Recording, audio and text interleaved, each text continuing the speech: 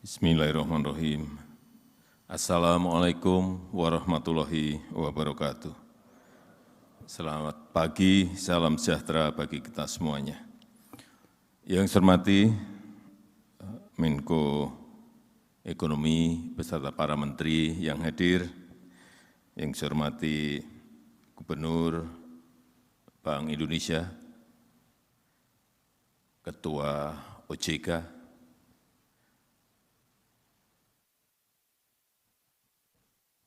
dan para Direktur Utama Lembaga Keuangan dan Perbankan, para pimpinan organisasi dan asosiasi, hadir di sini Pak Ketua Kadin, para pimpinan redaksi, Bapak Ibu sekalian yang saya hormati. Situasi yang kita hadapi sekarang ini bukan situasi yang gampang. Situasinya sangat sulit diprediksi, sulit dihitung, dan teori-teori standar semuanya sudah sulit untuk kita pakai lagi, karena semuanya tidak sekarang ini keluar tidak berdasarkan pakem-pakem yang ada. Betul-betul situasi yang sangat sulit. Dan kita tahu di 2014-2015 kita ini masih masuk dalam Fragile Five.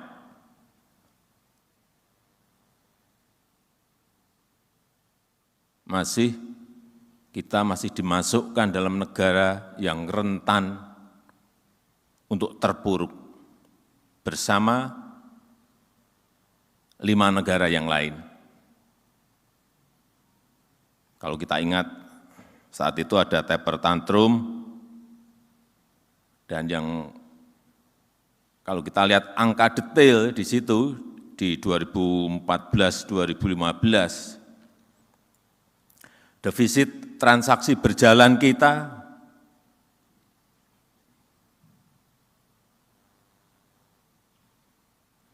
berada di angka 27,5 miliar US dollar di 2014. Kemudian di 2015 berada di angka 17,5 miliar US dollar. Kalau kita lihat lagi lebih detail, di 2014 neraca dagang kita masih defisit 2,2 miliar US dollar.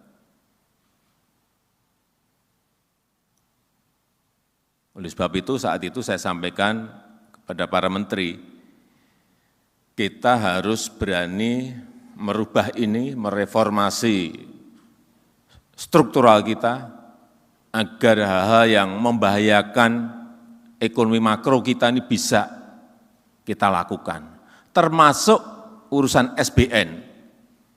SBN saat itu 38,5% itu dikuasai oleh asing.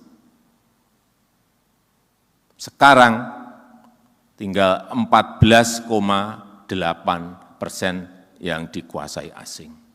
Karena kalau masih dikuasai asing, begitu goyah sedikit makro kita, keluar berbondong-bondong, goyah pasti kurs kita.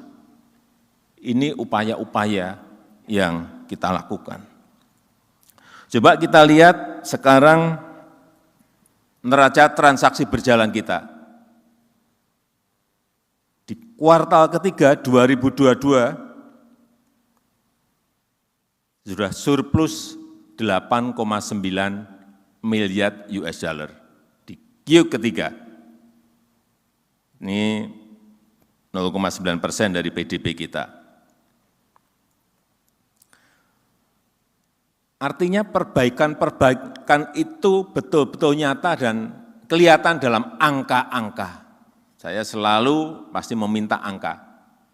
Pak, ini udah lebih baik, ya angkanya berapa? Bukan ya. Angkanya pasti saya minta. Dari berapa, kemudian sekarang berapa. Karena itu penting sekali. Kemudian kalau ada yang bertanya lagi, Pak, ini defisit kita ini akan jatuh di angka berapa sih di 2022? Hitungan terakhir kita 2,49%. Ini kan turun drastis dibanding saat pandemi. Inilah upaya-upaya yang kita lakukan agar ekonomi makro kita menjadi lebih baik dalam angka-angka. Yang kedua juga perlu saya ingatkan mengenai gempuran adanya pandemi.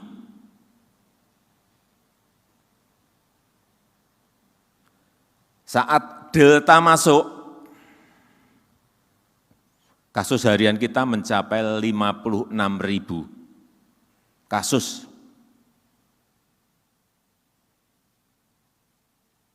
Saat itu saya ingat, hampir 80% menteri menyarankan saya untuk lockdown. Termasuk masyarakat juga menyampaikan hal yang sama.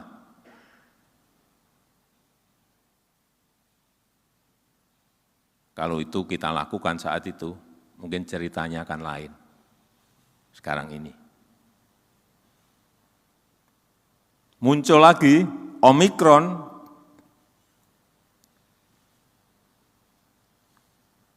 puncaknya mencapai 64.000 kasus harian. Sehingga kita ingat saat itu, ada APD kurang, oksigen enggak ada, pasien numpuk di rumah sakit. Untung kita saat itu masih tenang, tidak gugup, tidak geragapan, sehingga situasi yang sangat sulit itu bisa kita kelola dengan baik. Dan hari ini, kemarin kasus harian kita berada di angka 1.200.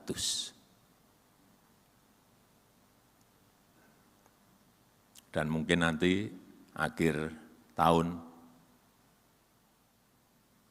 kita akan menyatakan berhenti PSBB, PPKM kita.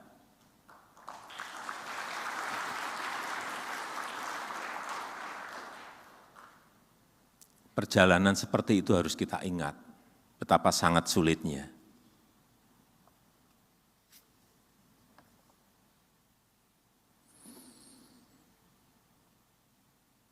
Oleh sebab itu,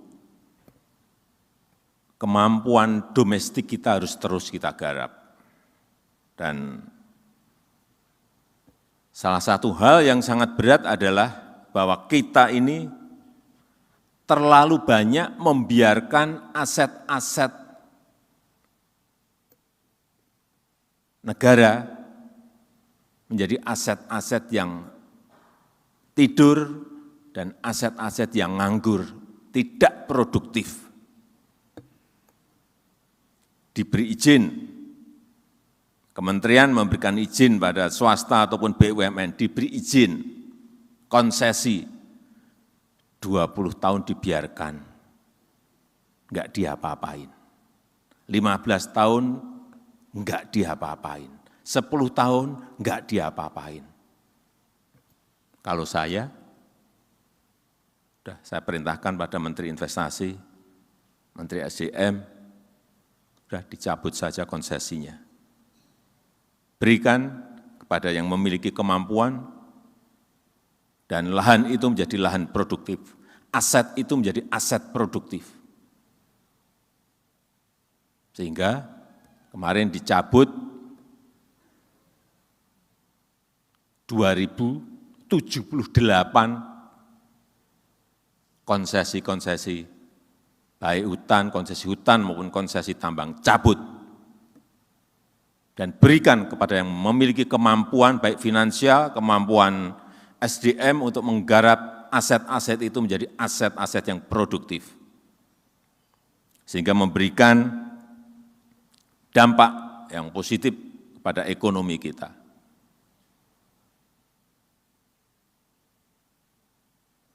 Dibangun gedung, dibiarkan nganggur, disewakan juga tidak, dipakai juga tidak. Hal-hal seperti ini harus kita hentikan, berhenti.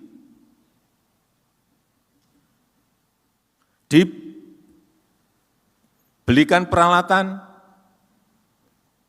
tidak dioperasionalkan, ditumpuk di gudang, banyak itu, coba cek di dinas-dinas, di BUMN banyak sekali.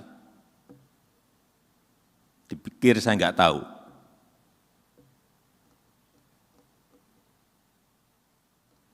Tahu. Inilah hal-hal yang menyebabkan kita tidak produktif, dimulai hal-hal seperti ini. Atau membeli alat yang sebetulnya tidak diperlukan. Juga banyak pembelanjaan hal-hal yang tidak produktif seperti ini. Kembali lagi, kemampuan domestik kita harus betul-betul kita garap. Dan salah satu hal penting yang kita lakukan adalah hilirisasi.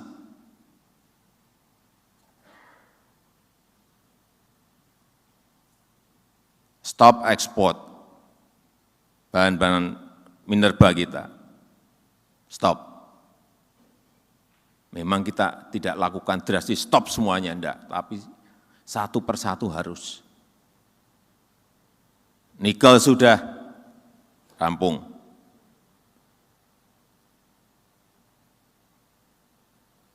Sehingga nilai tambah melompat.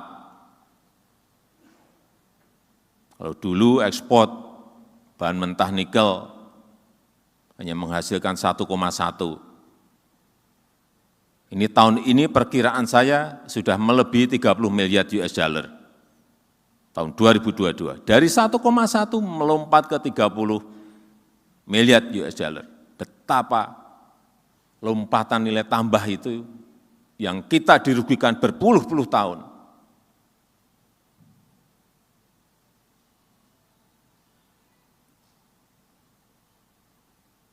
Pajak enggak kita dapat, kalau kita ikut memiliki dividen enggak juga dapat, royalti juga enggak dapat, ya ekspor juga enggak dapat, pembukaan lapangan kerja kita juga enggak dapat apa-apa. Inilah yang harus dihentikan. Dan hari ini akan kita tambah lagi, kalau kemarin stop nikel, hari ini nanti akan kita umumkan lagi satu komoditas yang kita miliki. Setelah dari sini, saya akan umumkan lagi, stop, nih. Nah. Karena tidak bisa kita biarkan lagi ekspor bahan mentah itu, tidak. Tahun depan ada lagi, entah satu, entah dua, stop lagi. Karena jelas 1,1 miliar US dollar kemudian melompat menjadi lebih dari 30 miliar. Dari 18 triliun rupiah melompat menjadi 460 triliun. Kalau kita teruskan, rugi besar kita, meskipun kita digugat, enggak apa-apa. Nikel digugat, ini nanti yang kita umumkan lagi ini digugat lagi, enggak apa-apa. Suruh gugati terus. Yang kedua digugat, belum rampung, ketiga kita stop lagi, gugat lagi, enggak apa-apa. Tugas kita adalah, sekali lagi, mencari nilai tambah yang sebesar-besarnya. Dan itu bisa terlihat, sudah saya sampaikan berkali-kali, di Maluku Utara, pertumbuhan ekonomi setelah ada hilirisasi 27%. 27%. Coba dicek di provinsi mana di dunia yang ada pertumbuhan ekonomi 27%, tunjukkan kepada saya. Enggak ada. Di Sulawesi, secara umum di Sulawesi, 8,24% growth-nya year on year. 8,24%. Nah ini kalau semua melakukan, semua provinsi melakukan hilirisasi, industrialisasi, inilah reformasi struktural real yang ingin kita lakukan. Merubah di hulu undang-undangnya, kemudian mengimplementasikannya dalam pelaksanaan. Yang sulit memang di sini.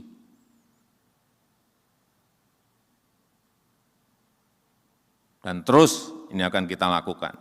Jadi fundamental kita ini harus betul-betul kita rubah,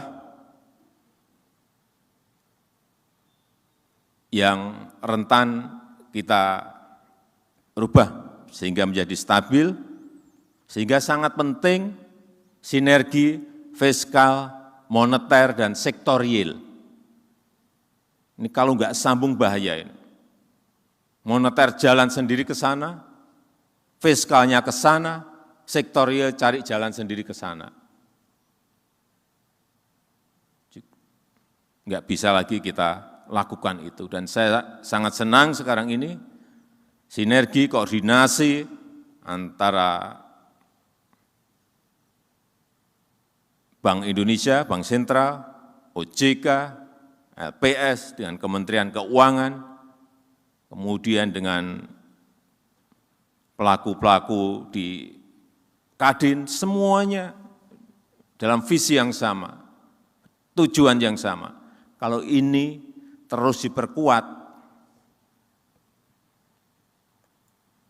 momentum positif kita akan bisa kita perbaiki terus. Kemudian daya beli masyarakat harus dijaga terus. Yang di bawah saya kira kita terus lakukan bantuan sosial, prakerja, dan lain-lain. Yang ketiga, peningkatan ekspor. Kalau yang tadi hilirisasi tadi berhasil, ya ekspornya pasti kita akan naik, dan kita tahu sudah 31 bulan neraca perdagangan kita selalu surplus, enggak pernah sebelum-sebelumnya, tapi ini sudah 31 bulan.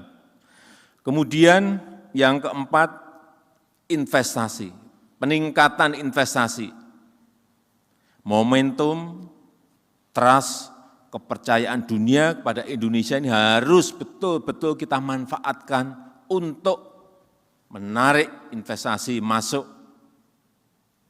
capital inflow sebanyak-banyaknya, sehingga memperkuat fundamental kita.